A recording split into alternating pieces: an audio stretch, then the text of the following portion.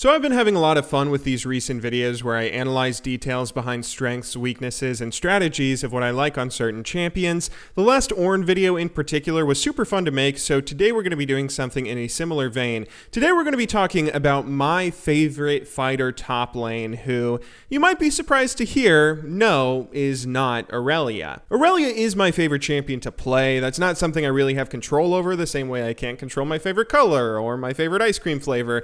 But if I'm talking purely from a design perspective and trying to speak objectively about who I believe is the best designed fighter top lane, and maybe my favorite fighter, maybe my favorite champion overall in all of League of Legends, that would probably have to be Jax. Jax, who is one of the oldest champions in the game as well, has had a kit that's gone through a number of different iterations and has seen various levels of viability over the years.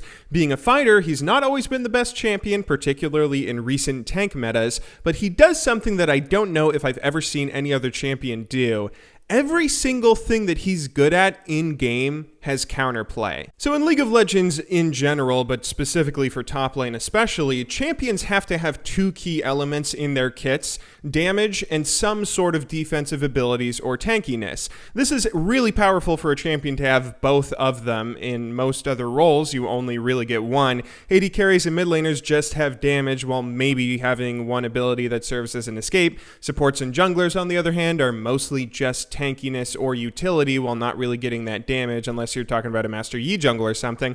But top lane, you have to have some level of both on most characters, and this can make some characters super not fun to play against. Look at a champion like Renekton for a good example here. Renekton is somebody that doesn't have any glaring weakness or big counterplay on an individual level that you can use to beat him 1 versus 1. He's good in laning phase. If he farms properly, he's going to be good in the mid and late game for team fights, and even if he does fall off the later and later a game goes on, if you're just talking about a 1v1 situation, you can't ever really expect to smash a Renekton player with how good he is as a champion, even if you have a little bit of a lead on him or something. His main weakness is other tanks provide much more utility and much more tankiness in the mid and late game, so if you're running a Renekton up against maybe a Gragas top lane or a Maokai top lane that doesn't get shut down, he will get outscaled a lot of the time by those hyper late game tanks. But that's not really a healthy weakness to balance a character around, in my opinion. I mean, that doesn't leave too much that an individual can do going into a 1 versus 1 matchup against him,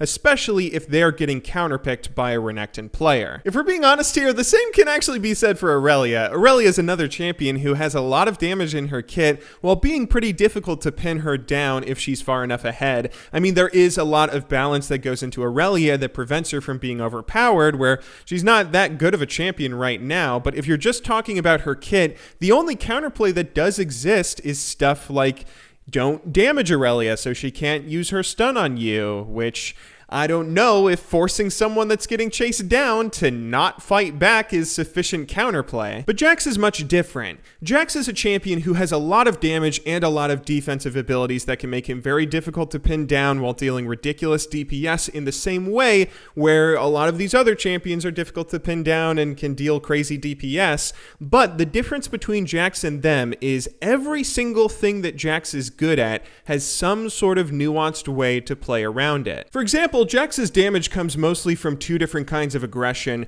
Poke aggression from a 3 auto combo where you auto 2 minions and then leap strike to poke auto a third proc of your ultimate on your enemy laner, along with the sustained damage of the passive that you have, where Jax's passive, you slowly gain attack speed with each consecutive auto attack that you get, getting it in a buff that stacks up to 8 times. You get this really big attack speed buff, but then you lose the attack speed buff after you stop autoing. Both of these aggressive tools are things that a good player can play around. The constant auto stacking is a huge trade-off for Jax, for example. Like, if you're engaging on a Jax who's already at max stacks of his passive and it's just an even 1 versus 1, then yeah, he's going to outdamage you and probably kill you in that 1 versus 1 every single time, regardless of what champion you're playing. But you can also choose to just not engage when you notice that he's starting to stack his auto attack speed up with these stacks. He loses them after he stops autoing something. And if he's autoing minions a lot to try and keep that stack up, then that means he's autoing minions a lot, he has to be pushing the wave, and that's a huge trade-off in top lane. All you really need to do in that situation is just let him push. You're not going to lose any CS because he's killing all your minions, and you're going to lose like 1 minion of CS. Let the wave crash into tower, last hit under tower, and you're not going to lose any experience, maybe 1 minion. That's a perfectly fine situation where you don't have to put yourself in any sort of danger, and he's just pushing and exposing himself to jungle ganks. His 3 auto combo with his ultimate is even easier to deal with. Just count to 3. 1, 2, his 3rd strike is up now, so don't be in leap strike range. And 3.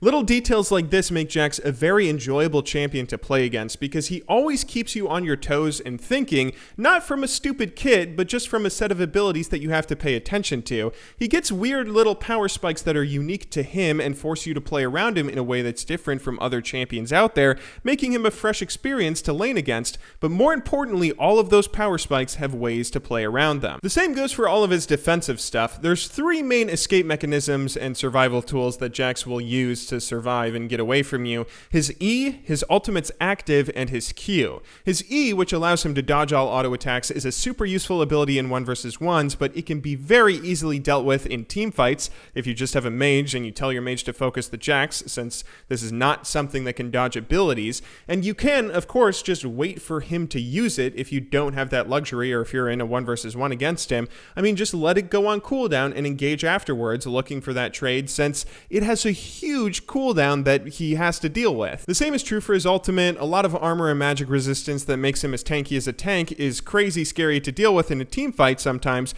but again, that's an ultimate. It has like a 40-second cooldown, something that you can easily bait out and play around, really setting up for some kills in the future if you're paying attention to this kind of stuff. The final ability here is his Q, Leap Strike, which I love when Riot does things like this, or any game developer. He has to use this as his escape mechanism, obviously, and it can be very frustrating to see a Jax leap strike away a million times to get away with a sliver of health, but this is also the ability he has to use as his primary engage tool, and that ultimately makes it a super easy ability to bait out and set on cooldown. This is kind of like in The Last of Us, where you got to use the same component items to make Molotov cocktails and medkits. Do you use your resources on the super useful, crazy aggressive stuff?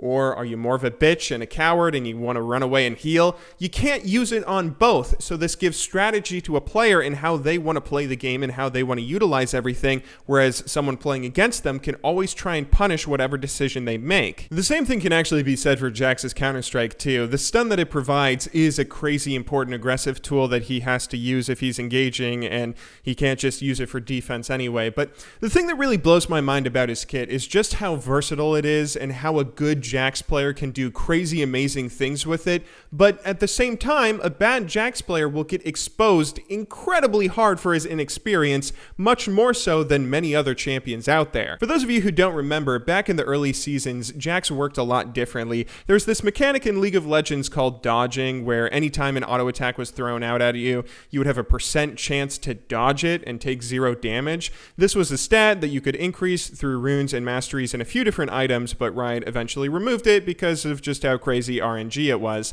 Anyway, Jax's old E used to work in this way, where you got bonus dodge percentage, but you had to dodge an auto attack recently to activate the stun portion of your ability, your E, Counter-Strike. That's where the Counter-Strike name comes from, the ability Counter-Strike. I always thought it was strangely poetic how well Jax's rework fit his theme, where even if he doesn't have that specific kind of counter-striking idea anymore, that's really what he's built around as a character. He's a champion who can abuse mistakes that his opponents make when they misjudge him, allowing him to turn on the aggression, while never really feeling like a dumb champion himself, because hey, you made the mistake, he's simply punishing you for it. This isn't a philosophy that's gone so far as to make him unviable in something like professional play, where players very rarely make mistakes. He still has other strengths that we haven't talked about, like his split pushing potential and all that other kind of stuff that a team can obviously utilize. But even at that highest level of play, the best players in the world still misjudge him and just how powerful he can be every once in a while with this combination of abilities, which is a really exciting thing to see. To summarize, I think that I like Jax's design so much just because of how much skill goes into playing as him or against him. I mean, Jax is a champion that pretty much any time you get crushed by him, all you're thinking to yourself is, wow, this is a crazy good player, how annoying. You're never really thinking, wow, this is a crazy broken champion, how annoying. These are the kinds of characters that I really never complain about in League of Legends unless they're stupidly overpowered or something, and I really hope that Riot releases more of them in the near future. Anyway, though, thank you all very much for watching this video. I apologize for the lack of videos recently. My SSD failed on my computer, so I had to reorder a new one, reinstall Windows, and deal with that massive headache, in addition to some stuff that's going on in my personal life. But I hope to be back to streaming and making consistent, regular videos for you guys from here on out, he said for the 100th time. Anyway, though, thank you all very much if you made it all the way to the end of this video. I will see you all tomorrow, but until then, thank you very much for watching. Good luck in solo queue, and have a wonderful day.